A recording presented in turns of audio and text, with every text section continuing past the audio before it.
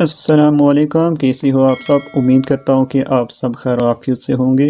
اچھا، آج کچھ مزید قواعد سیکھیں گے۔ سوال: تفہیم ترکیم کے کیا معنی ہیں؟ جواب: تفہیم کے معنی حرف کو پر پڑھنا اور ترکیب کے معنی حرف کو باریک پڑھنا ہے۔ سوال: اس میں جلالت اللہ عز و جل کے لام کو کب پر اور کب باریک پڑھیں گے؟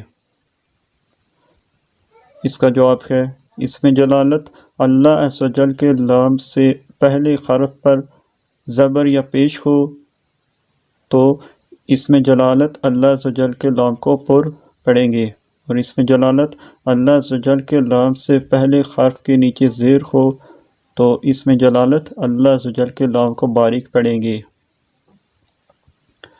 تو آپ سے گزارش ہے کہ آپ ہمارے چینل کو سبسکرائب کریں اور ویڈیو کو صدقہ جاریہ سمجھ کر آگے بھی شیئر کریں۔